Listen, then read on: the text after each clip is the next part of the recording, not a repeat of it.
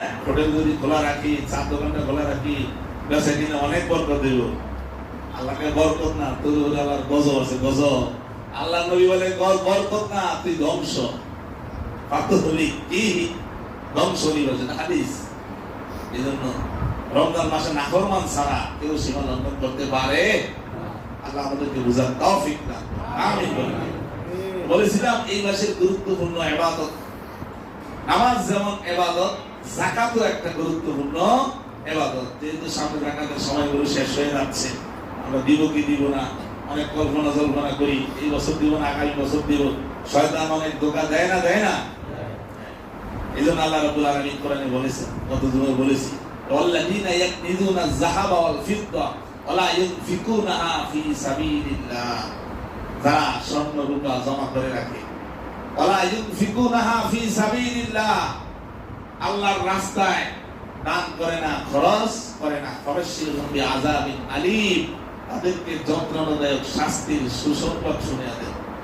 যন্ত্রণাদায়ক শাস্তির কি শুনাইতে বলছে? সুসংবাদ শুনাইতে বলছে।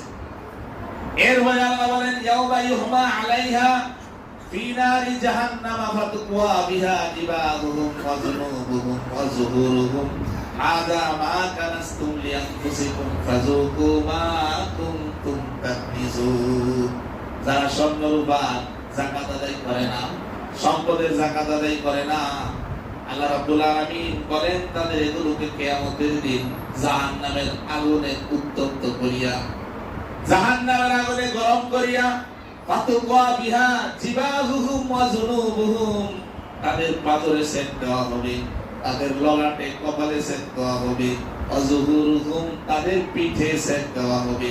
এরপরে বলা হবে, হাযা মা কানাসতুম, এটা হলো তোমার জমানো টাকা, এটা হলো তোমার জমানো স্বর্ণ, এটা হলো তোমার জমানো রূপা, লিআনফুসিকুম, যেটা তুমি তোমার জন্য গচ্ছিত রেখে দিয়েছো, এখন শাস্তি ভোগ করো। ওগুলো দিয়া আল্লাহ কি করবেন? জাহান্নামের আগুনে গরম কইরা সেক দিবেন আর বলবেন, এখন ফাযুকু মা কুনতুম তাকনিজুন, যেটা জমা করে রাখছো, পুঞ্জীভূত করে রাখছো, এখন তার স্বাদটা নাও, কেমন মজা লাগবে। এটা কিসের আয়াত বলছি? কোরআন শরীফের আয়াত। কে বলেছে? আল্লাহ বলেছে। কোথায়? কোরআনে। এজন্য আমরা যারা সম্পদের যাকাত দেই না, তালবানা করি, খবর আছে না নাই? আল্লাহ নবী হাদিস শরীফে বলেন, মান আতাউল্লাহু মালান ফালাম ইউদ্দি যাকাতাহু মুসিরা লাহু ইয়াউমাল কিয়ামাতি সুজান। যাকে আল্লাহ তাআলা ধন সম্পদ দিয়েছেন, টাকার মালিক বানিয়েছেন, সম্পদের মালিক বানিয়েছেন, ফালাম ইউদ্দি যাকাতাহু, সে তার সম্পদের যাকাত আদায় করে নাই, মুসিরা লাহু ইয়াউমাল কিয়ামাতি সুজান, তার এই ধন সম্পদকে কিয়ামতের দিন আল্লাহ রাব্বুল আলামিন 20 দর সাপ বানাইবেন। 20 দর সাপ। হাদিসে আছে টেকো সাপ, অর্থাৎ টেকো সাপ বলা হয় যে সাপের বিষের কারণে মাথার থেকে চুল পড়ে গেছে। 20 দর সাপ আল্লাহ তাআলা বানাইবেন।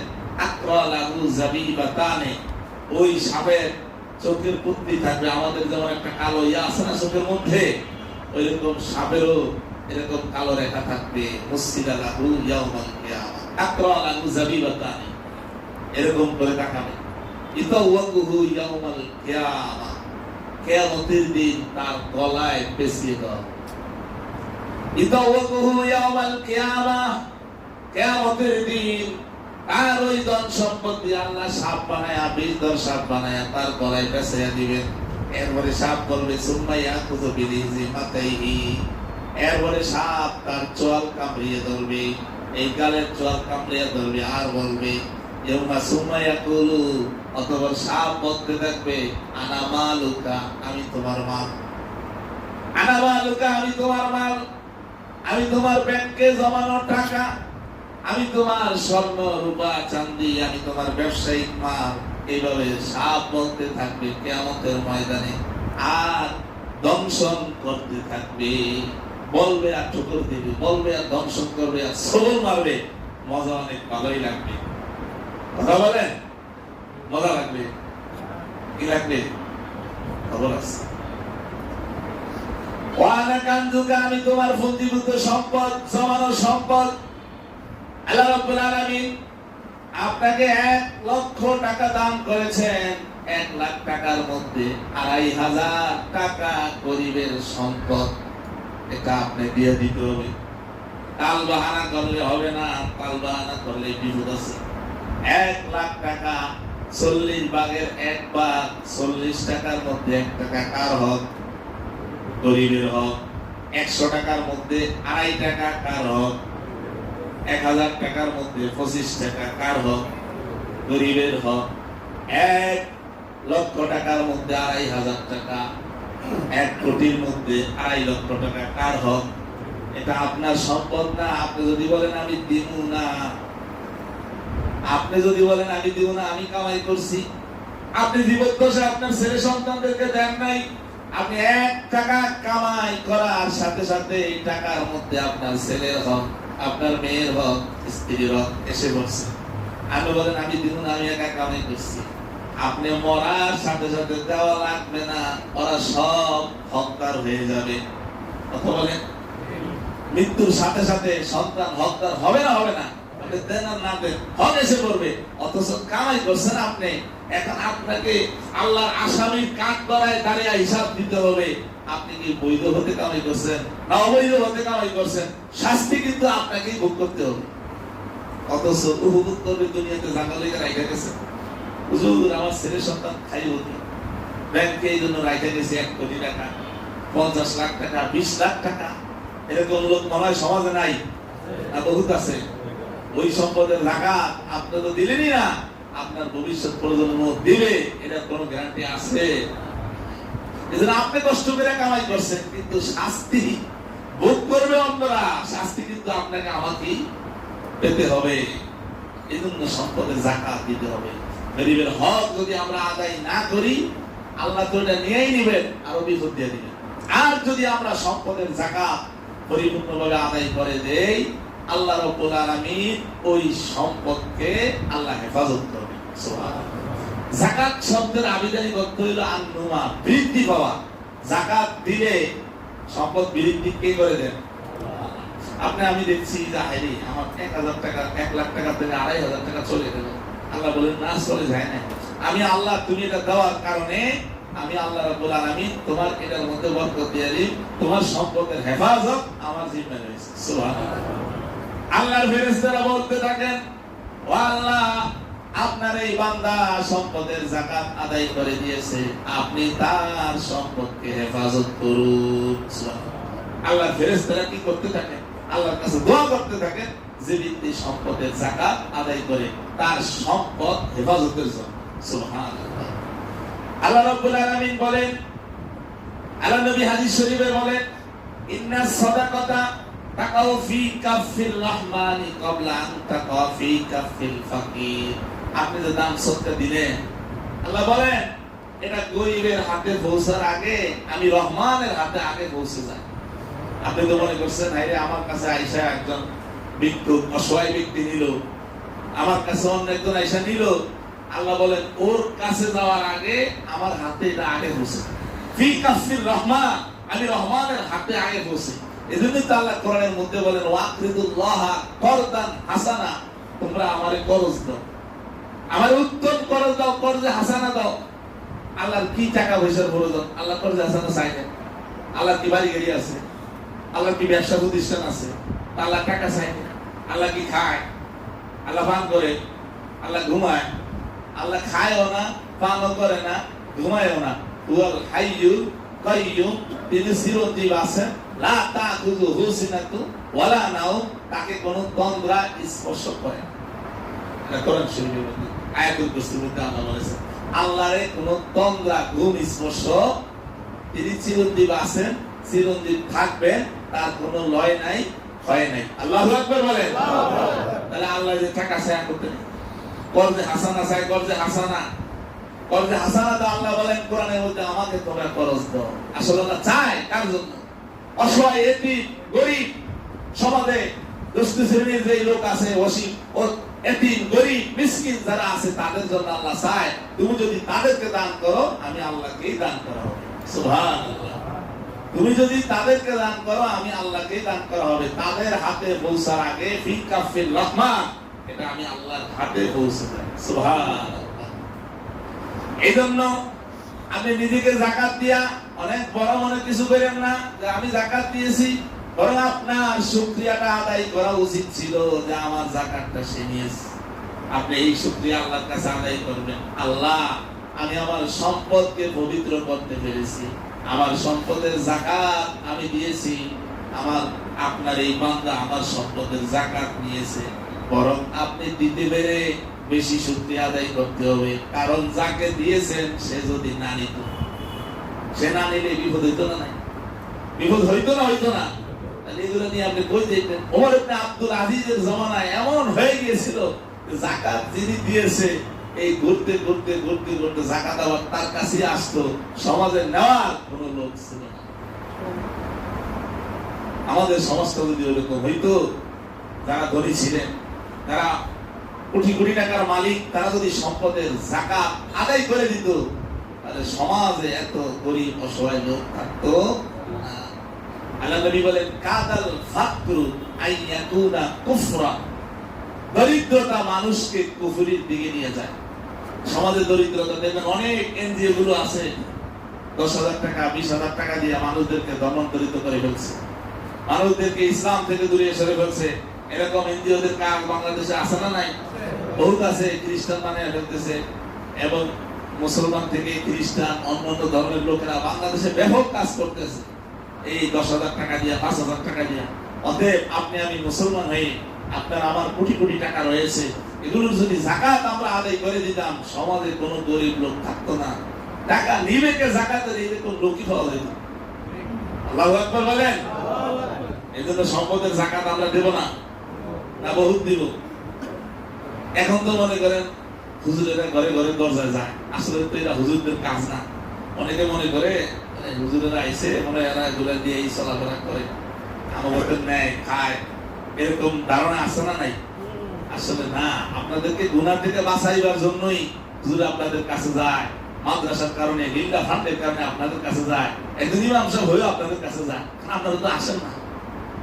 আপনারা তো বলবেন যে হুজুর আমাদেরকে বলে না, এই ভয়ে আপনাদের কাছে যায়।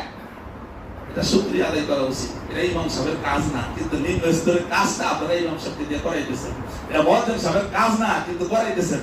মাদ্রাসার একটা শিক্ষকের কাজ না আপনার কাছে গিয়ে আপনার মালের ময়লা আনবে যাকাত। যাকাত হলো মানুষের মালের ময়লা। কিন্তু এখন বিপদ, মানুষ তো দিন ইসলামের মধ্যে আসে না, মসজিদ মাদ্রাসায় ভুলেও আসে না। কোন বিপদে বললে আইয়ে হুজুরের কাছে। বিপদ ছাড়া মানুষ একটা মাসালা বা একটা আয়াত, একটা কোরআন জিজ্ঞাসা করতে আসে না, বিপদে হয়ে আসে হুজুরের কাছে।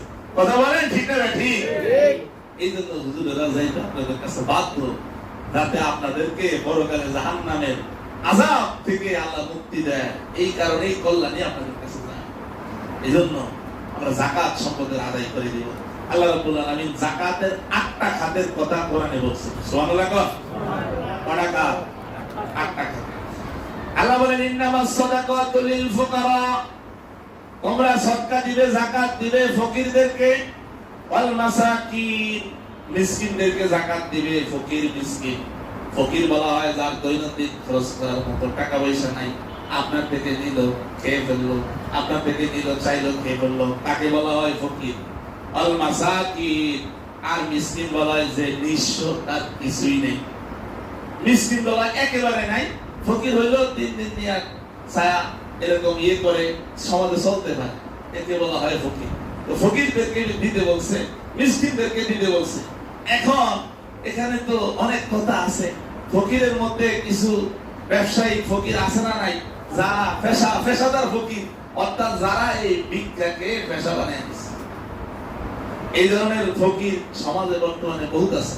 আল্লাহ নবী বলেন যারা অভাব না থাকা সত্ত্বেও ভিক্ষা করবে, কিয়ামতের দিন তাদের গালে কোনো কষ্ট থাকবে না, তাদের গালে কোনো কষ্ট থাকবে না।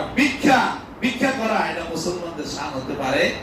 আপনারা জানেন যে আল্লাহ নবীর কাছে এক ব্যক্তি আসে ভিক্ষার জন্য। আল্লাহ নবী বলেন তোমার ঘরের মধ্যে কি আছে? কিছু নাই হুজুর। ভালো করে দেখো কি আছে, একটা সেরা কম্বল আছে, সেটা নিয়ে আসো। সেটা আল্লাহ নবী কয়েক দিরহাম বিক্রি করে দিয়ে কাঠ কাটার জন্য যন্ত্রপাতি কিনে দিলেন, কুটার কিনে দিলেন।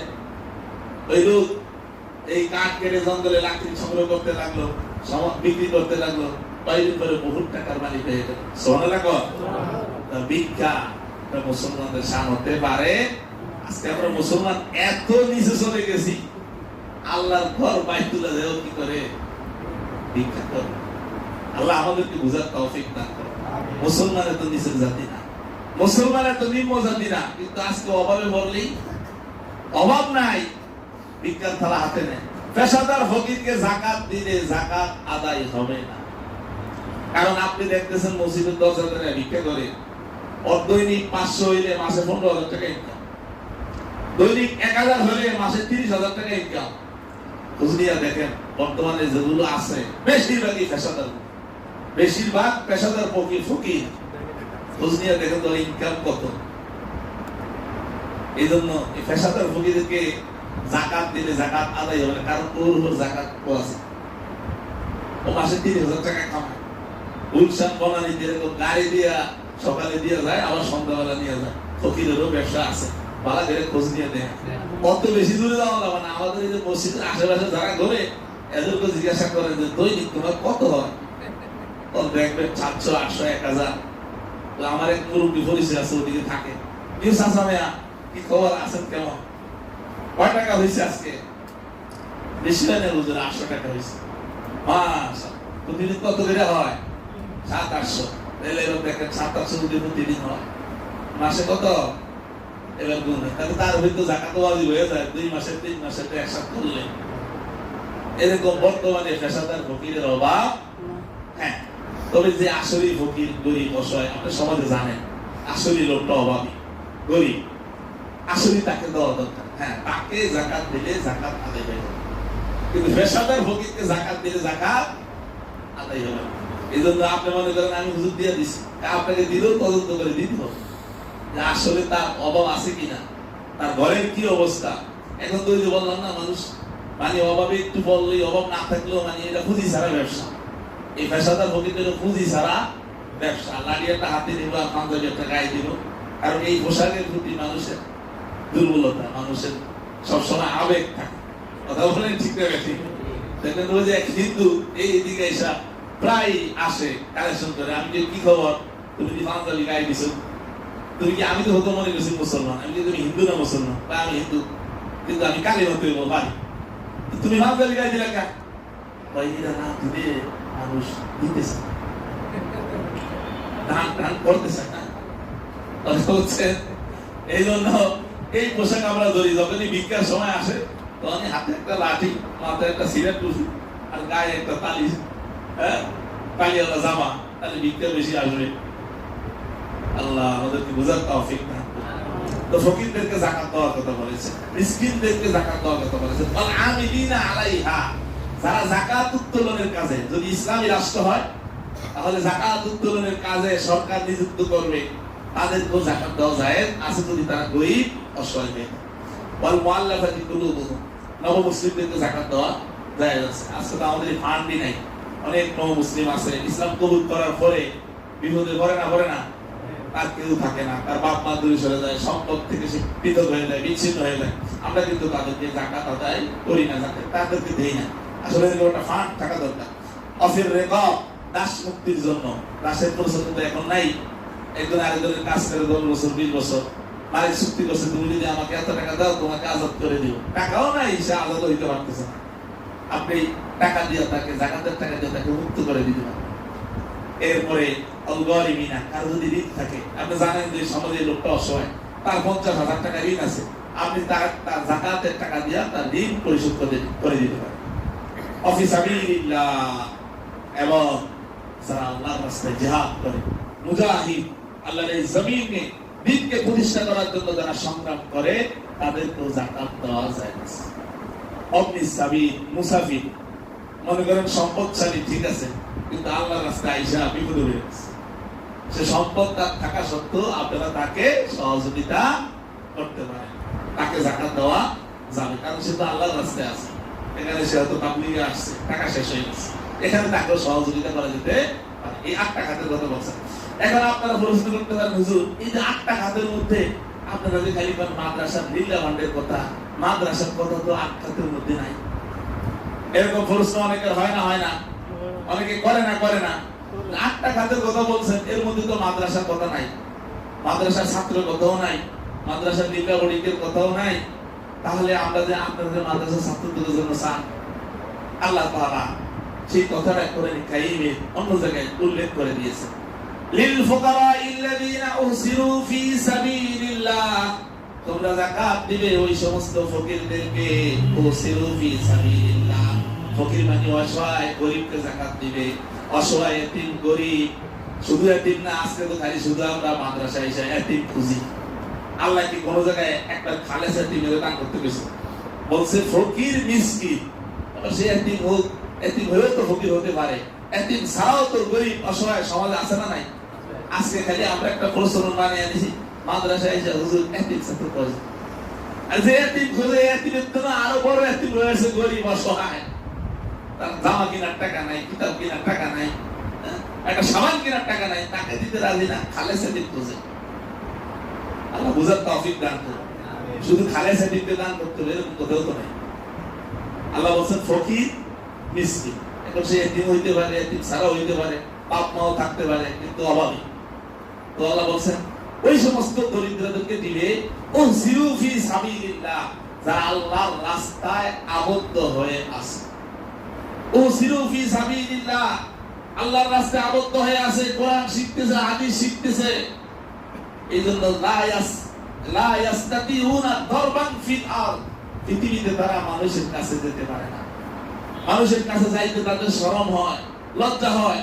একটা মাদ্রাসার ছাত্র আপনার কাছে লিখতে গেলে আপনি ধমক দিবেন, বেটা ওরা দিয়ে লিখতে করিস, মাদ্রাসা করতে আপনি ধমক দিবেন। সম্মানের কারণে এরা মানুষের কাছে যায় না, মানুষের কাছে দাঁড়ে দাঁড়িয়ে ঘুরে না। কিন্তু অভাব আছে, টাকার দরকার আছে, পয়সার দরকার আছে।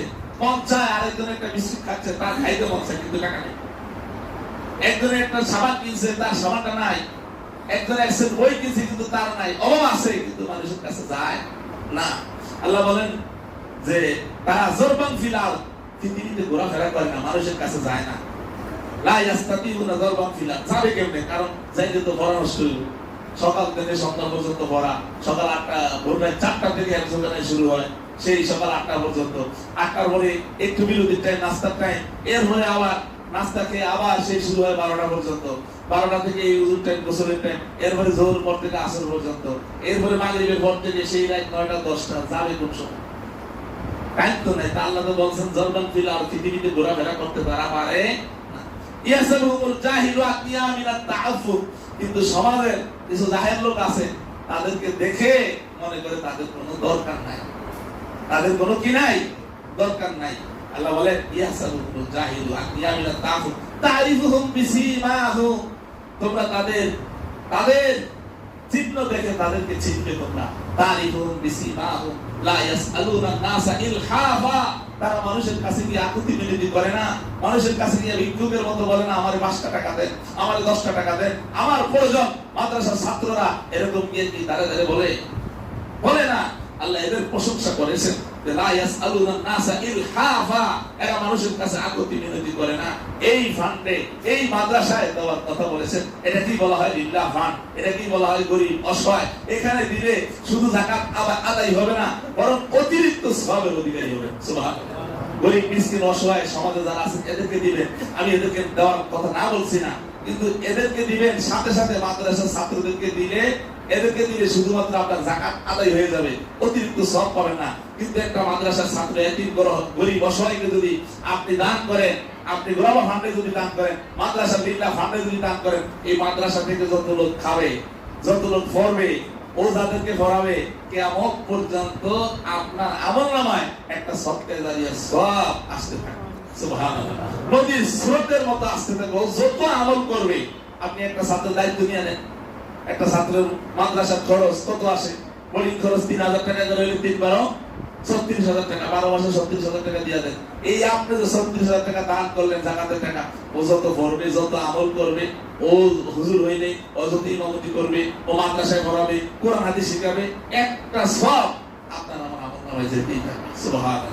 টাকা দিয়ে এরকম আছে, এরকম করতে পারেন। একটা লোকের, একটা ছাত্রের পোশাক নাই, আপনি হুজুর আমি একটা পোশাক বানিয়ে দিলাম, এরকম আপনি করতে পারেন।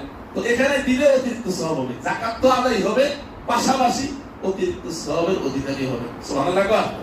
এজন্য আল্লাহ বলেন যে এই খাতটা হলো সবচাইতে উত্তম খাত, বাকি সব জায়গায় দিবেন, এই খাতও দিবেন, বেশি দিবেন, তাহলে সব বেশি হবে। কারণ আপনার টাকা খরচ করে সে কোরআন শিখতেছে, আপনার টাকা খরচ করে সে হাফেজে কোরআন হচ্ছে, আপনার টাকা খরচ করে সে মাওলানা হচ্ছে, তাহলে এর একটা সওয়াব, সে যতগুলো আমল করবে, যতগুলো দ্বীনের কথা প্রচার করবে, আপনার আমার আমল নামায় আসবে না? আসবে না? আসবে। এজন্য আমরা এই খাতটা দিব। আল্লাহ আমাদেরকে তৌফিক দান করুন। আমিন বলেন, আমিন বলেন। এরপরে সাদাকা, আমরা সম্পদের সদকা আদায় করে দিই। সম্পদের সদকা, সম্পদের সদকা না, নিজের জানের সদকা। সদকায়ে ফিতর হলো নিজের জানের সদকা। এই সদকা আদায় করলে আল্লাহ রাব্বুল আলামিন আপনাকে আমাকে বিপদ আপদ রোগ ব্যাধি থেকে আল্লাহ হেফাজত করবে। সুবহানাল্লাহ। তাহলে জানের সদকা দিয়ে দেওয়া, জানের সদকা দিয়ে দিলে আল্লাহ সবকিছু থেকে আপনাকে আমাকে হেফাজত করবে। এবং কেউ যদি সদকায়ে ফিতর আদায় করে, আল্লাহ নবী বলেন যে আল্লাহ তাআলা তার রোজাগুলোকে কবুল আর মঞ্জুর করে নেন। সুবহানাল্লাহ। এই 30 রোজার আগে আমরা মিথ্যা কথা বলছি না, অহেতুক কথা বলছি না, অনেক সময় গল্প গুজব হয়ে গেছে, বিভিন্ন কথা বলে ফেলেছি। এই জন্য আল্লাহ তাআলা সদকায়ে ফিতর যদি আদায় করে, তাহলে আল্লাহ ওগুলো মাফ করে দিয়ে রোজাগুলোকে কবুল আর মঞ্জুর করে নেন। আর যারা সদকায়ে ফিতর আদায় করবে না, তাদের রোজা আকাশ এবং জমিনের মাঝে এরকম ঝুলন্ত থাকবে। আকাশ এবং জমিনের মাঝে ঝুলন্ত থাকবে, আসমানে রোজা যাবে না। এই জন্য আমরা সদকায়ে ফিতর আমরা আদায় করে দিব। আল্লাহ নবী, বিশ্ব নবী মুহাম্মদ রাসূলুল্লাহ সাল্লাল্লাহু আলাইহি সাল্লাম বলেন, ফারাদা রাসূলুল্লাহ সাল্লাল্লাহু আলাইহি সাল্লাম সাদাকাতাল ফিতরি তুহরাতাল লিসিয়াম ওয়া তু'মাতান লিল মাসাকিন। আল্লাহ রাব্বুল আলামিন সদকায়ে ফিতরকে ওয়াজিব করেছেন তুহরাতাল লিসিয়াম, রোজাকে পবিত্র করার জন্য। মিনার রাফাসি, অনর্থক কথা থেকে, অশ্লীল কথা থেকে রোজাকে পবিত্র করার জন্য সদকায়ে ফিতর ওয়াজিব করেছেন। অত্তআমাতাল লিল মাসাকিন, এবং গরীব অসহায় মিসকিন ফকিরদের যেন খাদ্যের ব্যবস্থা হয়ে যায়। আপনি ঈদে আপনি একটু মিষ্টি মুখ করবেন, মিষ্টি খাবেন, সেমাই খাবেন, আরো কত কিছু খাবেন, পায়েস খাবেন, কিন্তু আপনার পাশে যে অসহায় লোকটা আছে তারও তো খাইতে মন চায় না? তারও তো মন চায়। হয়তো আপনি যদি আপনার সদকায়ে ফিতর ঘরের মধ্যে 500 টাকা আসছে, 500 টাকা যদি একজনকে দিয়ে দেন, তার বাজারের ব্যবস্থা হয়ে যাবে, তাহলে তারও ব্যবস্থা হয়ে গেল, আপনারও ব্যবস্থা হলো। এজন্য আল্লাহ বলেন অত্তআমাতাল লিল মাসাকিন, গরীব অসহায় ফকিরদের খাবারের ব্যবস্থার জন্য আল্লাহ তাআলা সদকায়ে ফিতর ওয়াজিব করেছেন। সুবহানাল্লাহ। এজন্য আমরা সদকায়ে ফিতর আমরা আদায় করে দেব। এটা জানের সদকা বলা হয়। কিসের সদকা? জানের সদকা। এই সদকায়ে ফিতর আমরা পাই